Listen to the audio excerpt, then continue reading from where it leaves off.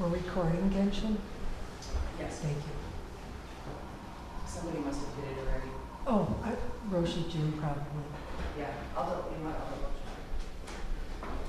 check. Oh, microphone? Yeah, I got that. One for you, over here.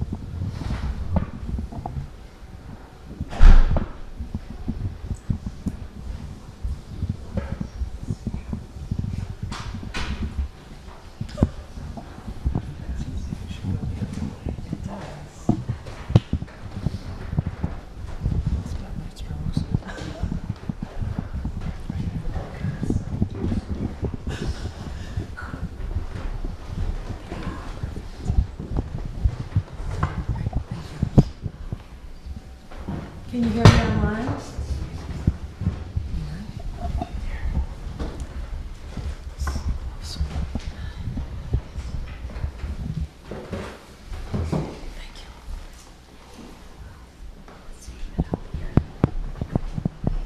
Can everyone hear me online? Oh, good. I see a floating line. Oh, cool.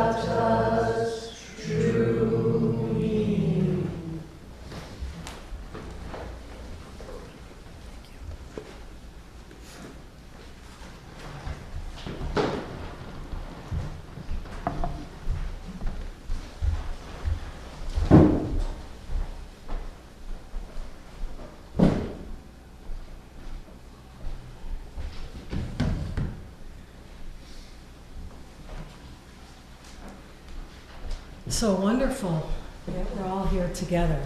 My goodness. It's halfway point, right? Halfway point for our winter retreat, or, you know, it's a very precious time that it's Rohatsu Sesshin, which is often, as Roshi talked about yesterday, one of the most intense practice periods of all the Sesshin. because it's celebrating Buddha's awakening, right? So imagine, if you will, all of the Zen centers worldwide that are sitting together with us. We're not solo in Oak Park. Throughout the world, practitioners are honoring Buddha Shakyamuni's enlightenment and his great, great kindness in sharing it with us, sharing it with all of us. So I thought in that vein, I thought it would be nice to talk about enlightenment. And I'm going to draw from two books, The Hazy Moon of Enlightenment by our ancestor, Taizen Maizumi Roshi, and the commentary to Dogen Zenji's fascicle on the 8 qualities of a great person. Uchiyama Roshi wrote a beautiful commentary. So as you know, like this, well, not just this time, but this is a particular time where we honor our spiritual grandfathers and grandmothers and great-grandfathers and great-grandmothers, recognizing were it not for their diligence in practicing and maintaining and realizing and practicing and maintaining and realizing and bringing it forth, where would we be? Right? Where would we be? Uchiyama Roshi said we'd be like an elephant stuck in the mud, just plopping around, just flopping around. No real meaning to that, right? No real meaning to that. Just existing, living. So we have such great good fortune in having a close lineage with Taizen Maizumi Roshi. Close lineage. Taizen brought to the West, Los Angeles, 3 lines of transmission. Quite profound, of which Roshi and Roshi are direct descendants as well. So we must be very grateful. And Taizen Maizumi also founded the White Plum lineage, in which we're a part of. So imagine that. You drop into another country, not knowing the language, but your heart is so full of Dharma, and your heart is so full of generosity and maintaining the Bodhisattva vow that they bring forth the teachings. And of course, Uchiyama Roshi wrote this beautiful commentary of Zen Master Dogen. And so I'm going to talk about, Taizen Maizumi calls the, Uchiyama Roshi, Dogen Zenji calls it the 8 qualities of a great person, or Haichi Dainin Gaku. And it was Dogen Zenji's last fascicle before he died. And so too with Buddha Shakyamuni. When Buddha Shakyamuni talked about the 8 qualities of a great person, or as Maizumi Roshi calls it, the 8 awarenesses, enlightenment in action, it was Buddha Shakyamuni's last teaching before he died. So I'm a little nervous to give this teaching.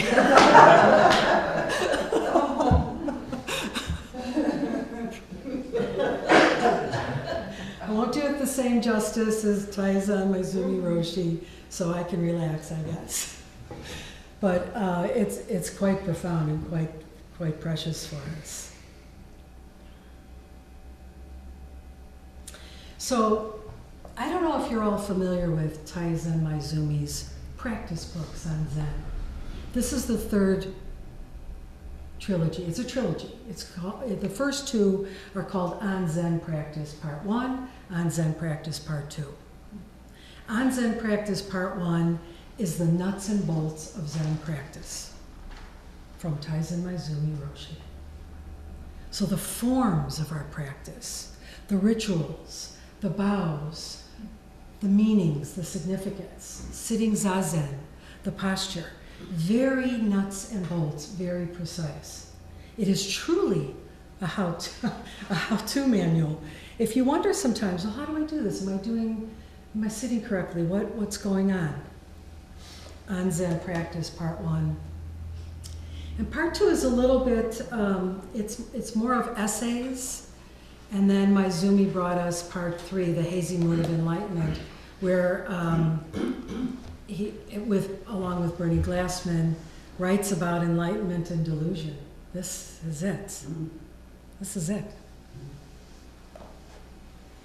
So I want to start with Dogen Zenji, because Dogen Zenji was the founder of Japanese Soto Zen, and he talks about our practice. Because remember, the 8 awarenesses, the 8 qualities of a great person, we're not separate from this, folks. We think the 8 qualities of a great person, well, I don't really have to listen, that's not me, right? We think, oh, somebody else, pay attention and distribute it later, right? But no, that's not true. It's, Buddha's talking to us. Dogen Zenji is talking to us.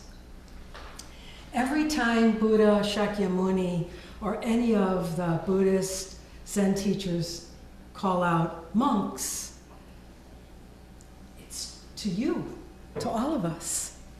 So pay attention. Imagine, Taizen Maizumi is saying monks, Buddha, Shakyamuni, monks. And you might be tempted to say, you talking to me? Who, me? But yes, us. That's the intentionality of bringing the Dharma forward so that we receive it, maintain it, practice it.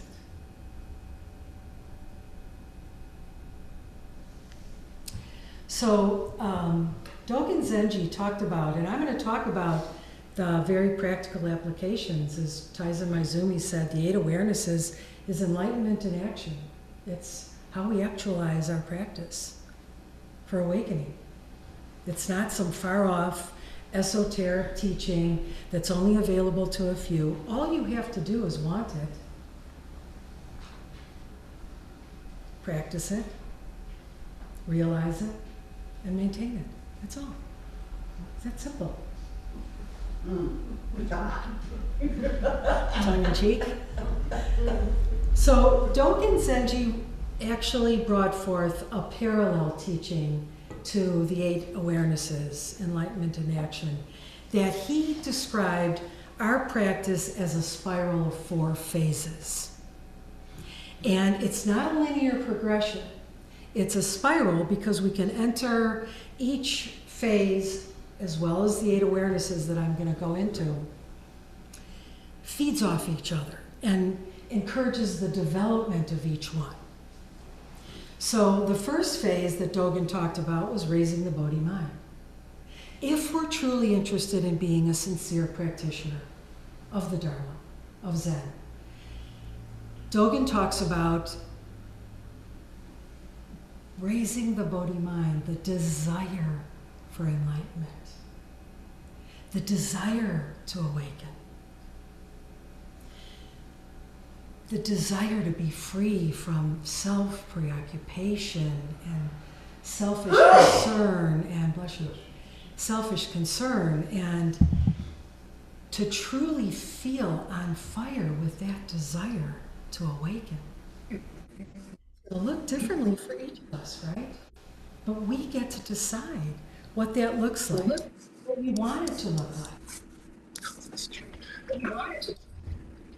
So raising the Bodhi mind, if you've ever attended Gate of Sweet Nectar, there's a beautiful, beautiful part of the ceremony where we celebrate raising the Bodhi mind. Now I have raised the Bodhi mind, right? And so we all give out whoops and hollers. And, Daigu's blowing the conch shell very expertly. But that's what it feels like, right? That feeling of, you've made the decision. Go forward. What are you waiting for? So raising the Bodhi mind, we check in. Well, what is my desire? What's my barometer of how much I want this, of how much I want to awaken, how much I want to be free from deluded thoughts and conditioned behaviors and activity. How much do I want it? And so we're asked to raise the Bodhi mind. Taste the desire for enlightenment. Savor it. Let it roll around in your heart, in your mind. Because it's our vow, right? It's our vows to awaken together. Not just for ourselves, but for all sentient beings. So Dogen's second phase of practice is practice. So once we've made the decision, isn't that the hardest part? Feeling that deep, deep, heartfelt desire. Daido Lori, who was in this lineage, has since passed, founded the Zen Mountain Monastery in Mount Trimper, New York. He talks a lot about our practices as needing the quality of being wholehearted. So we can do stuff half-baked, right? We can give it a little effort, and we'll get a little result. We can give it sort of middling effort, and we'll get a middling result. Or we give it wholehearted effort, and we get a wholehearted result. It's really up to us. It's your practice. It's all of our practices. So the second phase of practice, Dogen Zenji talks about this is where our vows come into place. This is where Dogen says we breathe life into our vows. We don't just rotely say them, repeat them. We know them. We can do it when we're walking the dog. We can do it when we're sitting down. Where is our alignment with our heart, with our mind? Or are they just dead words? A lot of Zen masters talk about, a lot of our practices can simply be dead words unless we breathe life into them, unless we're giving them life with our attention, with our mindfulness, with our awareness, with our practice. So Dogen says we strive towards accomplishing the unaccomplishable. Right? Every time we recite the Bodhisattva vows, we think, wow. Well, we strive. We strive. Don't worry about the end result.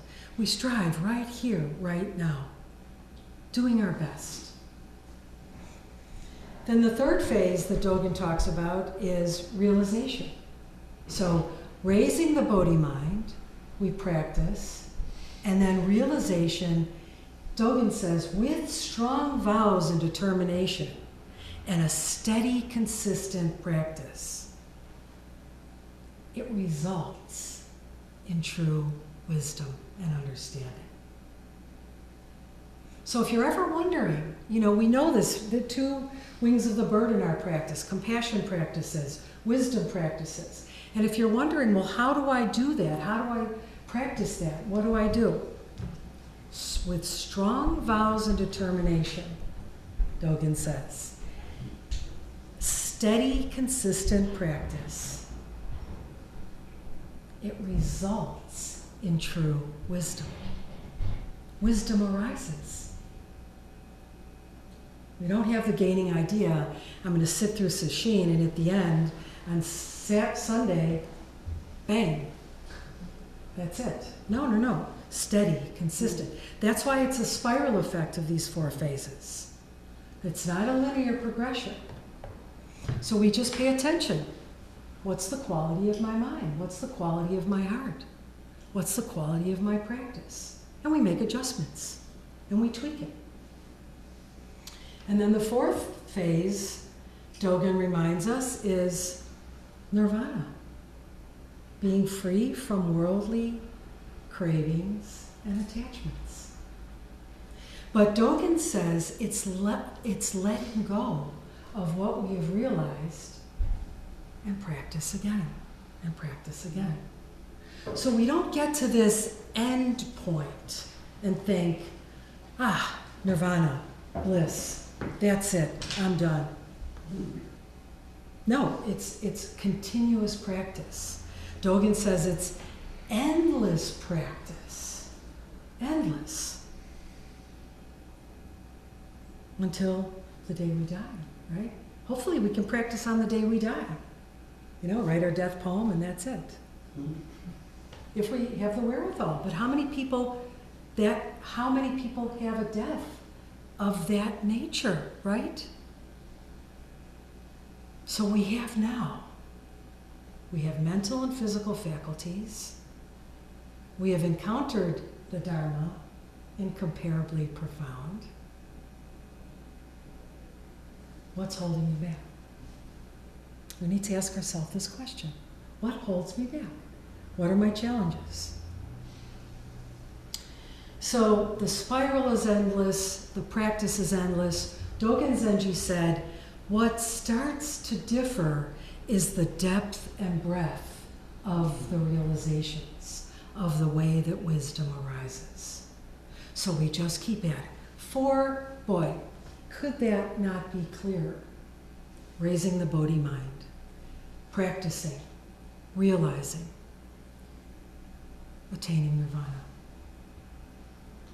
Again, it's not some blissed out state. It's being free from the karmic conditioning that holds us back, that creates all of these unskillful actions of body, speech, and mind, where we suffer, we make other people suffer. So it's simply a way that we practice. We enjoy practice, right? We don't think of it as some huge mountain to climb. We check in with ourselves each and every time we sit. Now I will raise the Bodhi mind. Do we say that when we sit? We just got 20 minutes, let's go, let's go, let's go. So where's the effort? And we'll go through that in the 8 awarenesses. So Taizen Maizumi calls it the 8 awarenesses, or enlightenment in action. And Taizen Maizumi Roshi refers to it as an active state of nirvana. An active state of nirvana. He said it's the state of letting go and going on. Letting go and going on. We're not holding on to what we think we've accomplished or what we feel has sort of arisen. We let go and go on. Let go and go on. Constantly. And he said they're embodied by the 8 awarenesses of enlightened people. So I want to read something in the Hazy Moon of Enlightenment. Maizumi Roshi has this beautiful chapter. I almost felt like I couldn't get off the chapter, but I will. His first chapter, Maizumi presents it as the sound of enlightenment. The sound of enlightenment. And he brings forth a famous haiku by Basho. Old pond, frog jumps in, the sound of water. Now, subsequent to that, other poets gave some tweaks to that poem. And there was a poet by the name of Shikan Taguchi, who then said, old pond, Basho jumps in, the sound of water. And then another time, he drew a picture of a frog and wrote, old pond, frog jumps in, the sound. So let me read what the commentary that Maizumi Roshi said. It's easy to see that there's no division between Basho himself and the splash made by the frog. In other words, subject-object relationship has disappeared.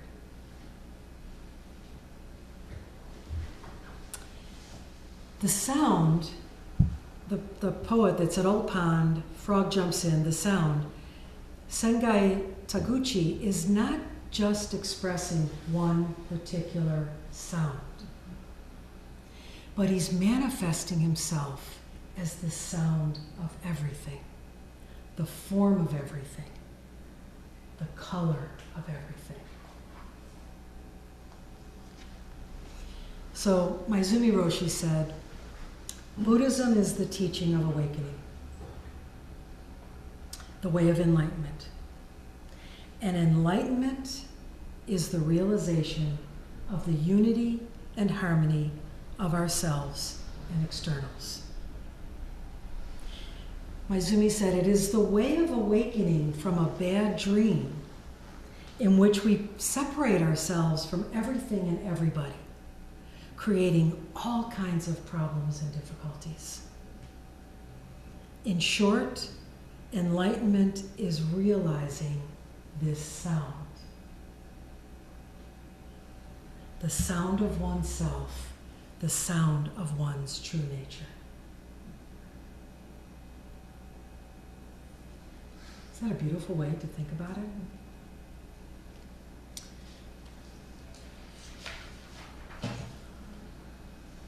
So in this beautiful little text, Maizumi gives a little introduction to the 8 awarenesses, and I'll talk about the 8 awarenesses in a minute.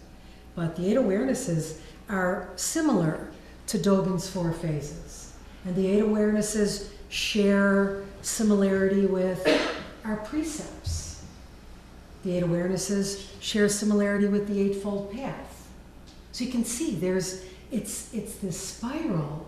We don't have to just sit with one teaching. It feeds on each other. It encourages the development, the practice, the realization of each other, wherever we start. Isn't that beautiful? Whatever resonates with you, start there. And the rest will come. Stay open. Pay attention. So, Maizumi said, the 8 awarenesses are a way of looking at the actualization of enlightenment in everyday life. And he said they're enlightened persons, great persons. Dogen Zenji calls great persons, enlightened persons. But we'll ask a question about that. I'll ask a question about that in a minute. So the 8 awarenesses: having few desires, knowing how to be satisfied, enjoying serenity and tranquility, exerting meticulous effort, not forgetting thought,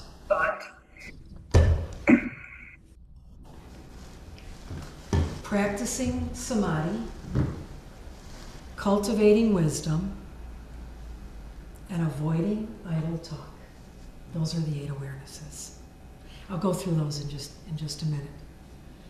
But Maizumi Roshi asks us a question. You know, it's not just a description. He's saying this is how our practice actually proceeds. But he's saying what's also important is how do we relate to the 8 awarenesses? How do we relate to the 8 qualities of a great person? He said, are they just moral and ethical guidelines? Are they in fact awarenesses of the Buddha? Are they ways of describing the Buddha? And then Maizumi Roshi says in the last sentence of that paragraph, we ourselves are Buddha, and these are ways of appreciating our life and our practice. We ourselves are Buddha, and these are ways of appreciating our practice and our life. We just had 2 beautiful ordination ceremonies, Genshin and Ungo. And that you all remember that beautiful part of the ceremony after the novitiate renews vows of the place where we honor, we engage in the ceremony of recognition. Buddha recognizes Buddha. Buddha bows to Buddha. We're not separate. In fact, if we think we're separate, we're violating the 10th precept, which is do not defile the three treasures. It's not, literal perspective might be, well, probably not a good idea to spit on Avalokiteshvara, right? But there's temples in India and Thailand where they don't obsess about the cleanliness of the statues. Mice live on them, cats, they have a lot of dust and dirt. It doesn't matter, right? It doesn't matter. So if we start to think of ourselves in this way, and we start to recognize our potential, and we know this intellectually, that we have Buddhahood. How do we actualize that? How do we practice that? The 8 awarenesses, enlightenment in action. So Maizumi Roshi also said, you can also work with the 8 awarenesses in the ways, those of you that have studied or are studying the precepts. We can look at things from the literal perspective. What does it mean to have few desires? And literally, what does that mean? A very black and white sort of level. Or we can look at it on a relational perspective. Now here's where the gray area comes in. When we practice our precepts, when we practice all of our vows and commitments, the place where it's according to our circumstances, according to our relationships, the way that we interpret the application of that vow, of that commitment. If we're just going through, wrote, manifest truth, do not lie. Okay, don't lie, don't lie, don't lie, don't lie. Then all of a sudden we're telling a lie, right? And we think, but maybe the situation, maybe the relational or the Mahayana perspective is, Uchiyama Roshi gave a really great example where he said, let's say you're out in you're taking a hike through a forest, and a hunter comes up to you and said, which way did you see the rabbit? Which way did the rabbit go? And you might say, that way. Right? Well, you lied from a literal perspective. But now we intertwine the relational, the Mahayana perspective. Saving, benefiting all sentient beings. So now we have to consider another interpretation. And then the third perspective is the intrinsic, or the perspective from the absolute. There's no separation. So who's killing? Who's to be killed? It's all in harmony and oneness.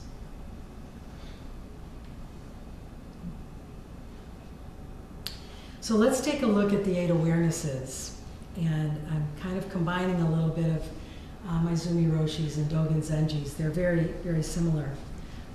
They use different words. Translators often use different words. And, it's another way that we can increase our study is if you really find yourself drawn to a particular teaching, look for another translation and do side-by-side comparisons. Very, very powerful way to study. To see if different translators and different meanings of words affect you differently. I've shared this with many people, and many of you know Roshi Joan Halifax at Upaya Zen Center and Kaz Tanahashi in their retranslation of the Heart Sutra, instead of using the word emptiness, which they felt could be a bit challenging for Westerners, they use the word boundlessness. So instead of thinking as emptiness as the big black void, now we start to expand our spacious view of self, mind, and other. So different translations will give you very different effects. You might like one over the other, and a very powerful way to study. So the first awareness is having few desires.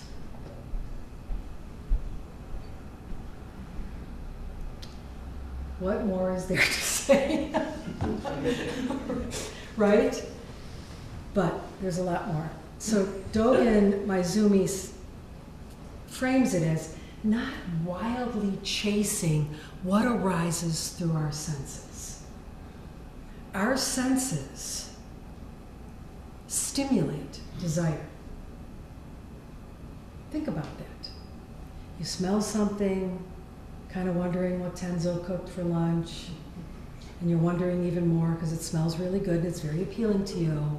So now all of a sudden you're thinking, wow, what did Tenzo cook today? And you know, you're in the middle of Zazen and you're thinking about Tenzo's lovely gift to all of us, but you're distracted, right? You're following a sensory object, a sensory desire. Now it may be harmless. However, it's still a distraction, right? It's still a distraction. So having few desires is we recognize through our own life experience, the more we crave, the more we suffer. That's it. The more we crave, the more we suffer. The more we chase, the more we create trouble for ourselves and for others. That's it. Now, we can get into this awareness of a great person having few desires, and we can check in with ourselves honestly. What does that look like for me? This is how we work with our teachings. What does it look like for me to hear having few desires? Is it hard? Can I do this? Do I want to do this? What do I have to give up? Oh, I don't know if I want to do that. We check in. It's a way of investigating our karmic conditioning, what we're reluctant to part with,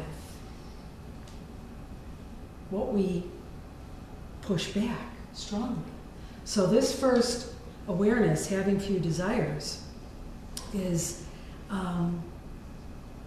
not wildly chasing everything that arises through our senses. Do we have a little bit of a pause point? We see something, we hear something, we smell something. Pleasant touch. Do we have a pause point before we chase after it, before we seek? So the second awareness, Maizumi calls it knowing how to be satisfied. And Dogen says, knowing that one has enough. I love this because Dogen says the Dharma of knowing when you've had enough.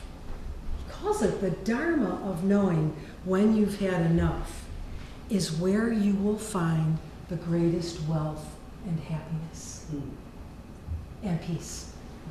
The Dharma of knowing, the truth, the Dharma, the truth of knowing when you've had enough is where you will find the greatest happiness and peacefulness.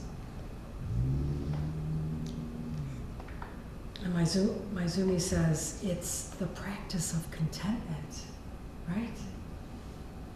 Our second precept of be giving, not stealing, isn't not stealing about the thought of possessing something you don't own or you don't have or you want? Well, it's certainly not a practice of contentment, is it? So Maizumi says knowing how to be satisfied is practicing contentment. And Dogen is saying the Dharma of knowing this is where you will find true riches, true wealth. We know this, right? You can sleep on the ground and be utterly happy or utterly miserable. Or you could live in a gorgeous mansion and suffer tremendously, tremendously. So knowing one has enough. The third one is appreciating serenity, quietude.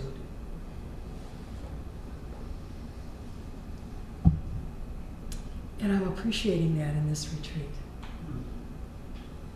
Roshi's kind words to us in the precautions. I feel everyone's containment. Everyone's pulling back. Everyone's working to contain their energy, to contain their talk, their conversation.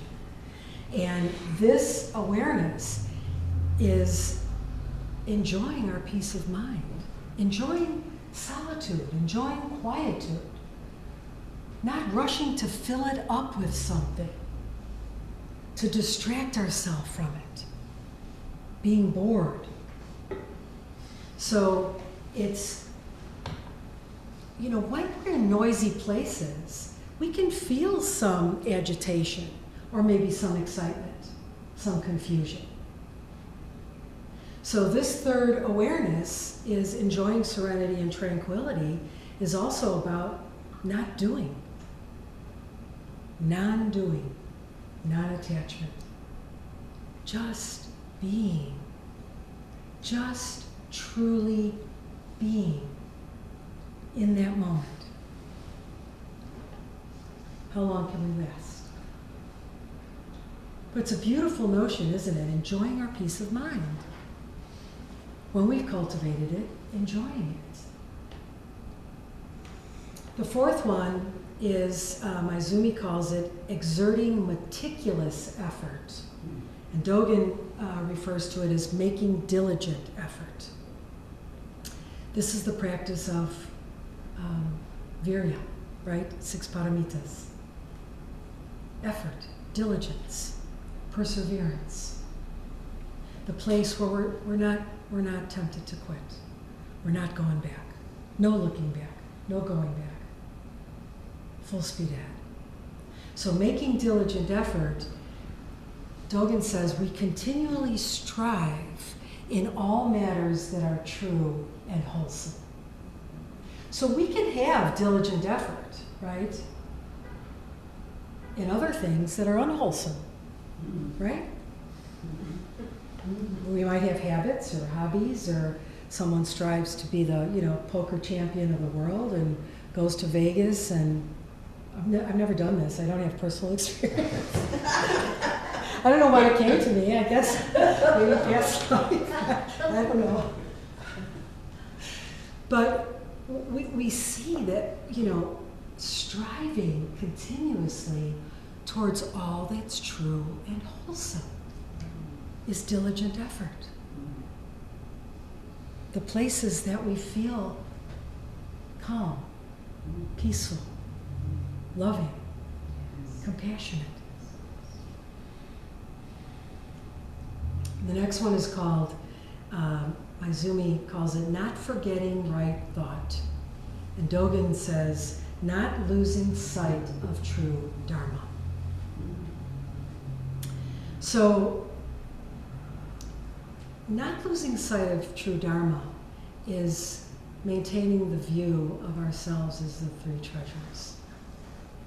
All of the teachings that we listen to, that we're trying to actualize, that we're trying to practice and maintain, is keeping the true Dharma.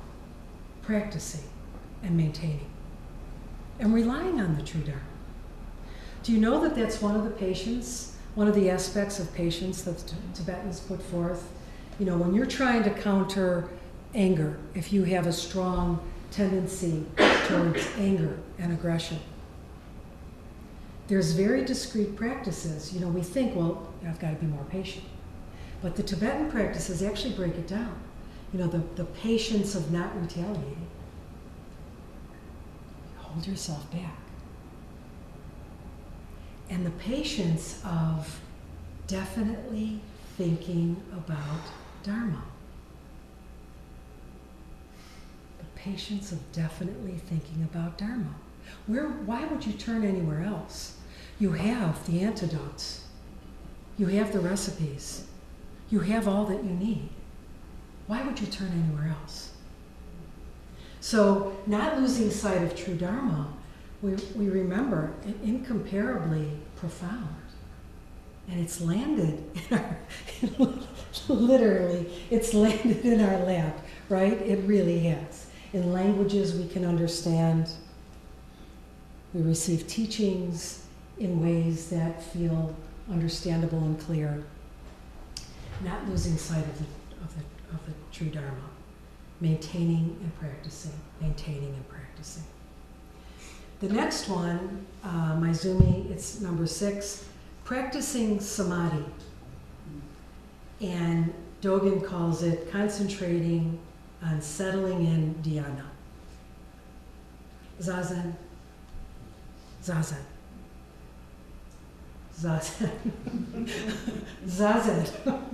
Right?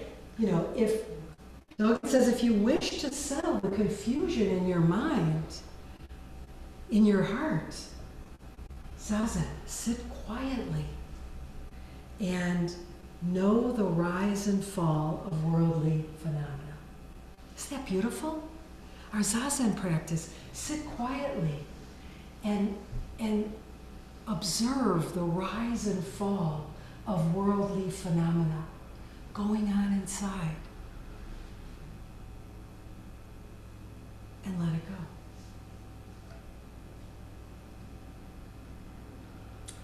The 7th one is cultivating wisdom. And Dogen calls it practicing wisdom. So, wisdom is true liberation from attachment. Wisdom is liberation from craving. Wisdom is knowing the right action at the right time, with the right place, the right person. This is the 3 tenets. Loving action arises when we're willing to shut off the chatter in our own mind, our own fixed ideas, our own belief systems, our own concretized ideas of the world. And we watch and listen. And then beneficial action arises. That comes from wisdom, when we're listening, when our heart's opening, when our mind is supple and fluid. We'll know what to do. Dogen also says we can increase our wisdom. Sometimes we think, yeah, I'd like that, but how do I actually practice it? Dogen says we can increase our wisdom from hearing the Dharma, contemplating the Dharma deeply, and carrying it out. Carrying out the true action. So our sensory object, our hearing may be working just fine. But are we hearing the Dharma? Did we just drift off? Do we listen to our own chatter, our own daydream, our own narrative? Did we hear the Dharma? How do we listen to the Dharma? Dogen says this is practicing wisdom. This is how you increase wisdom. Hearing the Dharma in a way that you're hearing with awareness and mindfulness and concentration. It's coming into your heart. You know that feeling of you read something and you think, I can't remember what I just read. Well, you weren't engaged with it. You saw the words on the page. You heard the words being, brought forth from the teacher, but you didn't hear it. You didn't truly listen. So you forget. And then what good is it to you when you're in the midst of turmoil and you're trying to recall the truth, the wholesome activity? So increasing wisdom from hearing and then spending some time with it. Not being in a rush to get to the next big thing. What's next? What's next? What's next? Don't we ask that a lot? I look at my pile of books at home and I think, ooh, that's a lot. I hope I get to them all before I die. But we ask ourselves that. When do we give ourselves those moments to deeply contemplate something that we've heard so that it becomes who we are? wholeheartedly we embrace it. And then we carry out the true action. When we're embracing the Dharma, it's not hard to practice it, is it? It's so infused in who we are, who we want to be. It's not difficult. And then finally, number 8 is, Maizumi calls it avoiding idle talk. And Dogen says, not engaging in useless arguments. This is interesting, isn't it? It's number 8. Follows cultivating wisdom, right? Follows cultivating wisdom. Right speech. Holding back. You know, seeing, again, it's the tie-in with our precepts, right? Seeing the perfection, not speaking of others' errors and faults. Why? Because when we do, we separate. We put that gap in. And we form a fixed identity of somebody's character. When we idly gossip and something comes up and we're thinking, oh, no harm done, it's kind of benign, but we are forming a fixed concept of their character. So we've done ourselves more of a disservice than we ought to, quite honestly. Because now we've separated, and it's in our heart, it's in our mind, it's influencing actions. So one of the things that Uchiyama Roshi quotes at the end of the 8 qualities of a great person, it's a line that Buddha Shakyamuni used when he said, monks, endeavor with all your heart to leave the realms of delusion. Even if you're not ordained, monks, lay people, he's talking to all of us. Endeavor with all your heart and leave the realms of delusion. So I want to finish up with just a beautiful, in the preface to Hazy Moon of Enlightenment, Bernie Glassman wrote a beautiful introduction in the preface that I couldn't get past. So he says, another way of looking at our practice is revealed by examining the following koan. How will you step from the top of a 100-foot pole? How will you step from the top of a 100-foot pole? And Bernie Glassman says, since we are always on top of a 100-foot pole, the question here is, being where you are right now, how do you go one step further? You don't know what's coming. Maybe the unknown. What is at the end of that one step? Taking that step, we realize what we are. We realize what life is. But we again find ourselves on top of a 100-foot pole, clinging desperately to the tip, not wanting to fall off, and yet knowing we must go further. So again and again, we have to take that step and find out what's at the end of it. On top of the high mountain, we can see boundless mountains above. Reaching to the highest of them, still we can see boundless clouds heaped on top of another.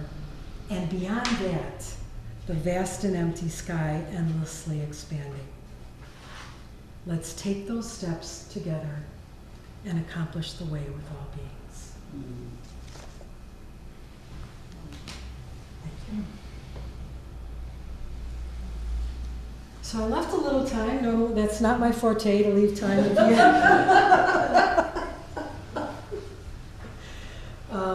But I did. So questions, comments? Daigo. I love the talk, thank you, Myogetsu. For me, it brought up how I relate in real life, and the first couple of steps reminded me of an old a book that was done by PBS based on a a TV show that they did called Affluenza, where they literally took American affluence as a pathology, that we work harder and harder at jobs we don't like, to buy more things that we don't need, spend extra money to buy storage, which is a uniquely American industry, okay? When you notice the number of because I'm going to have to buy a bigger house, but until I do, I'm just all this other stuff I can just put in a storage room. And with that, it moved right on to the next one, where I heard a story that it was Joseph Heller and Kurt Vonnegut at a garden party for a billionaire, okay? And Vonnegut, being Vonnegut, is busting Joseph Heller's chops. And he says, dude, this guy has more money than you have made from all of your printings of Catch-22 plus the movie. This guy has more than you will ever dream of making. And Heller turns to him and he says, I've got something he will never have. And Vonnegut says, what's that? He goes, I know when it's enough. So to me, taking them and moving them into modern stories is how it resonates for me. And I was sitting here going, I could have my hand raised the whole time, but I followed the 8th step, bided my time.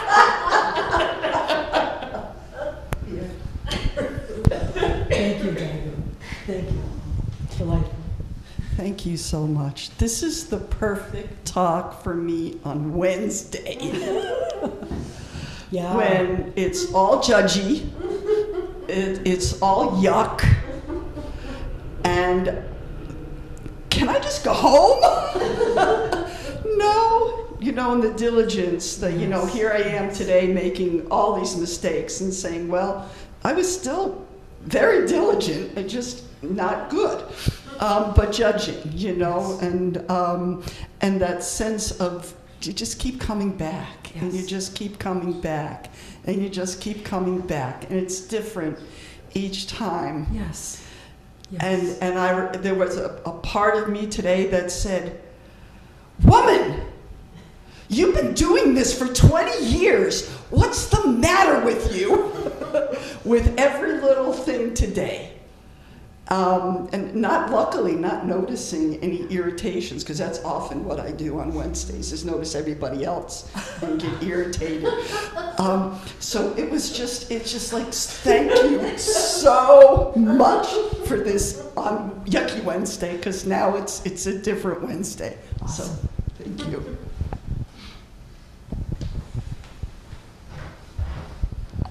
Thank you for the teaching. It was lovely. Just piggybacking on the prior comment that Daigo made about wanting things, desiring things, material things specifically.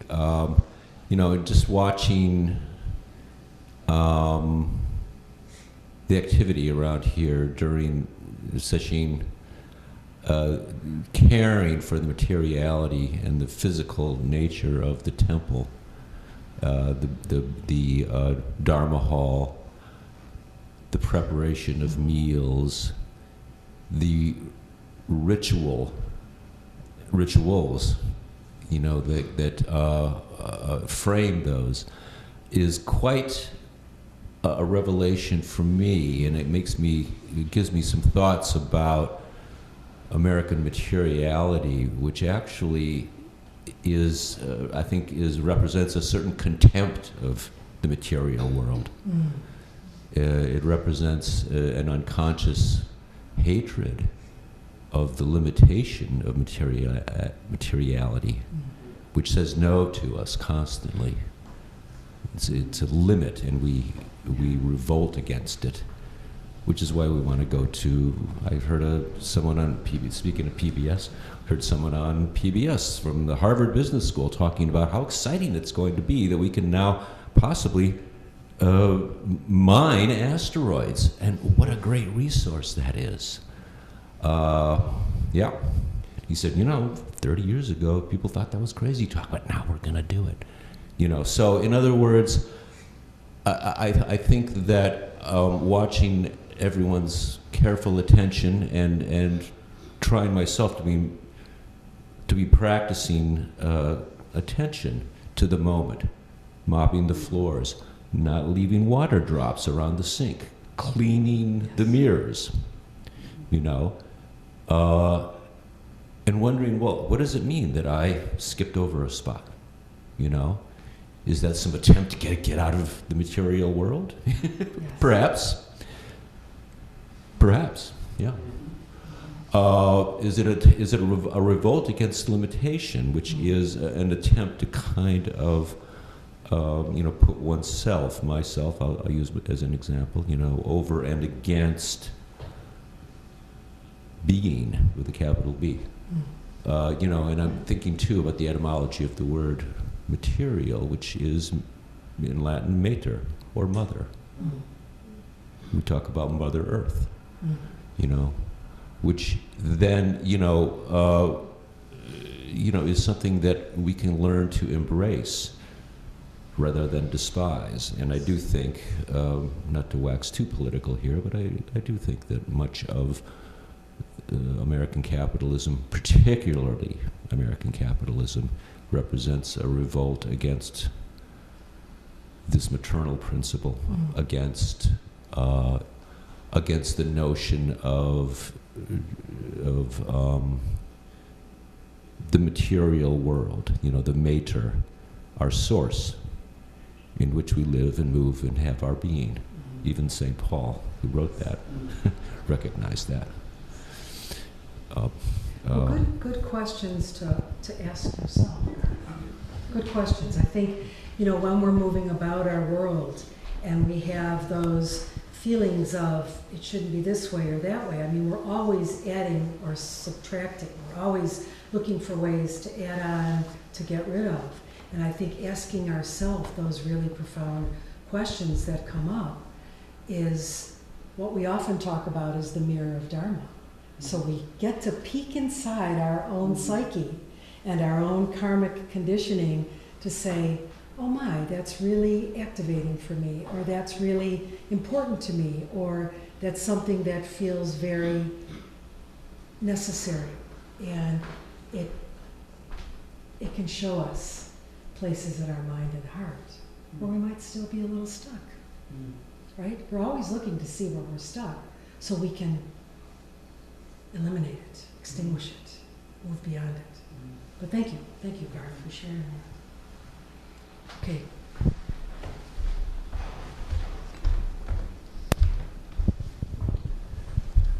Great talk. I was sitting here and I'm struck by with the depth of what you covered. It strikes me as very deep. And then this is another voice that says, well, Robert, it's really simple. It's what you pay attention to. Seems like it's all about attention. And what I'm noticing over the retreat here is what you were speaking about is sort of parts of me that are kind of falling away, or I don't know if parts is the right word, but like becoming more aware of, oh, this is how I do that, or how I do this. Yes. Is that what I want to do? Yes. Yes. And I think that's a path, at least for me, is like this continual unfolding, if you will. Yeah. And just paying better attention. And I love what you're saying, Robert, about it's the dropping away of body-mind. Those places that you feel you can discard, that are not really serving you, not serving any of us, in ways that aren't expanding our heart and our mind. Thank you. Thank you for sharing that. Okay, last, anyone online? Final comments, questions?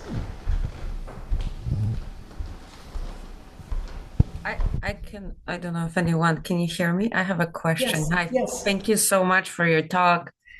And thank you, Anne, for bringing up like all this yuckiness, because I feel like what struck me with this talk is like that need, or that containment and that serenity, and how much it is enjoyable and how much it is just the wholeness. But I wonder, because what I'm experiencing is like there's deep serenity when I'm here in Zendo, and it kind of feels like a different level of serenity. But then when I go back, it's total chaos. And then there's like this transition. It's almost like I do too have this self-judgment, like, how am I able to contain myself, so well for the points that are up to my control there? And I go out and there's like no control. So it's like, why is it so contradictory? Like, it's like I'm living in two worlds, and I'm like, and it's somehow it gets activated in the retreat for some reason, like a lot more than any other. And it's like, I was also almost like oh my gosh, I need to drop this. Like, I don't know what to do. So I wonder if there is any words of wisdom for that. Thank you, Martina. You're capturing an experience that I would venture to say everybody has in retreat, in deep spiritual practice, because we are attempting to uproot and dislodge some very deep-seated karmic tendencies and patterns of mind and heart. And when we bump into those places, ego's not going to go quietly. Doesn't go quietly in the night. And it can come up at the most inopportune moment, but that's our moment. And all of the practices, it's not about us being perfect, right? We recognize that. Precepts, paramitas, whatever we're practicing, we're going to make mistakes. We pick up, investigate it, think about it, and keep going. Let go, go on. Let go, go on. So we don't get stuck by that mistake. We don't get stuck by that notion of the chaos or split self. We recognize it and let go and go on. Dogen says very clearly, let go and go on. So by recognize, you mean you allow yourself to feel the pain of it and everything else without judgment, and then slowly let go, and it's just a process? Yes. Okay. Feel it, but don't linger in it. Don't dwell on Okay. it. That's usually, a lot of sort of the way, right? We feel it, it hurts. We start thinking about the unjust nature of it. Why did that happen? And then pretty soon we've written an essay on why I'm suffering, right? And then we share the essay with others, right? So recognize it, and then as best we can, let go. Thank you. Breathe. All right, well, I think it's a good place to stop for lunch. Thank you all so much. Thank you.